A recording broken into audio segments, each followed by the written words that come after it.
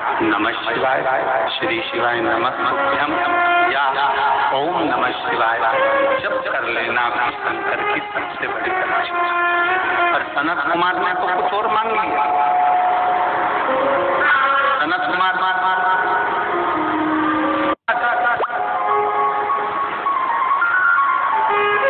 चार स्थान, सब लोग बोलेंगे पहला स्थान कौन सा बताया था? शिव जी की जम के बोलो जरा, चौखट दरवाजा। दूसरा स्थान नंदी के नजदीक में, नंदी हॉल में, नंदी के पास। तीसरा स्थान शिवालय के पास में जो कुआं हो, बावड़ी हो, तालाब हो, सरोवर हो, नदी हो, कुंड हो, वहाँ 2 मिनट 5 मिनट बैठकर बाबा से अपने मन का भाव जरूर करना। चौथा स्थान जम के बोलो जरा, शिवालय में शंकर के नजदीक में, शंकर के मंदिर के पास में जो वृक्ष हो, बड़ का, पीपल का, आंवले का, शमी का या बेलपत्र का, जो वृक्ष हो उसके नजदीक में, उसके नीचे, उसके पास में बैठकर जो बोला जाता है शिव उसको स्वीकार करता है और देता जरूर है। और 5वें नंबर का शिव पुराण कहती है शंकर जी के मंदिर में उत्तर की ओर मुख कर, उत्तर मतलब शंकर जी का जो शिवलिंग है ये जलाधारी है और ये पानी बहने का स्थान है। शिव जी के मंदिर का जो पानी बहने का स्थान होता है वो उत्तर का होता है। तो आप जब दक्षिण में बैठेंगे और उत्तर की ओर देखेंगे या उत्तर की ओर से दक्षिण में बैठकर शंकर का स्मरण, पूजन, दर्शन उत्तर की ओर कर करते हैं या उत्तर की ओर बैठकर भगवान शिवालय में शंकर के मंदिर में जो मांगते हो शंकर वो देता जरूर है। ये 5 स्थान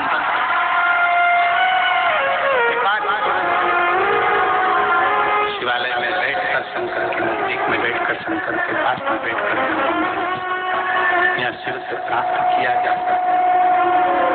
तो पहला स्थान जम के बोलो जरा, पहला स्थान कौन सा है? शिव जी के मंदिर का द्वार। दूसरा स्थान नंदी के नजदीक में बैठकर नंदी का हॉल। तीसरा स्थान जलाशय, कुआं, बावड़ी, तालाब जो शंकर के मंदिर के बिल्कुल नजदीक हो या शंकर के मंदिर में हो या शिवालय में। आप लोगों के स्मरण में है कि नहीं पता नहीं, पर मैं कहूँ कुबेरेश्वर धाम में जहाँ पर कंकर शंकर शिला रखी है बड़ी वाली, आप लोग गए? कौन कौन गया है? जरा हाथ उठाओ, सब गए हो? तो जहाँ बड़ी वाली शिला रखी, कंकर शंकर जो शिला रखी है, केदार शिला जो रखी है, उस बड़ी शिला का बिल्कुल नजदीक का जो शिला जहाँ रखी है उसका बिल्कुल 4 कदम दूरी पर ही एक कुआं। अब तो उस कुएं पर छत डाल दी गई है और कुएं को छत डालकर बंद कर दिया गया, पर पूरे कुबेरेश्वर धाम में जो पानी आप पीते हो, जो पानी का प्रयोग करते हो, जो पानी आप यूज करते हो, वो उसी कुएं का उस पर छत डाल दिया गया। तो कई लोग कहते हैं कि कुबेरेश्वर धाम में हम जाते हैं और बाबा को प्रार्थना करते हैं तो बाबा हमारी बातों को इतनी जल्दी स्वीकार क्यों करता है? काशी में हम जाते हैं तो काशी में बाबा हमारी बातों को क्यों स्वीकार करता है? उज्जैनी जाते हैं तो उज्जैनी में क्यों स्वीकार करता है? मल्लिकार्जुन जाते हैं तो मल्लिकार्जुन में क्यों स्वीकार करता है?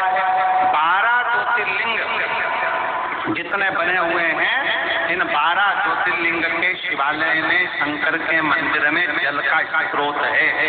जैसे विश्वनाथ जी के मंदिर में काशी में ज्ञान भारती है, जैसे उज्जैनी के अंदर महाकाल मंदिर में ही सरोवर है, जैसे मल्लिकार्जुन में जब दर्शन करने जाते हो तो पास में एक कुआं है, उसी तरह प्रत्येक शिवालय में भीमा शंकर चले जाओ, त्र्यंबकेश्वर चले जाओ, हमारी मर्जी पड़े जिस ज्योतिर्लिंग में जाओगे, आप केदारनाथ जाओगे तो ओम कुंड है, ऐसे जितने ज्योतिर्लिंग का दर्शन करोगे, प्रत्येक ज्योतिर्लिंग के नजदीक में, ज्योतिर्लिंग के अंतर्गत, ज्योतिर्लिंग मंदिर के अंदर शिवालय के पास में जलाशय रहता है। वो जलाशय क्यों रहता है?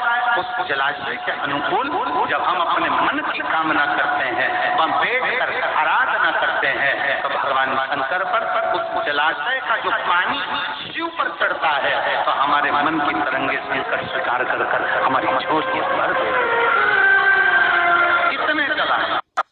आशा करती हूँ कि गुरुजी ने जो बातें बताई हैं वह आपने ध्यान से सुनी होंगी।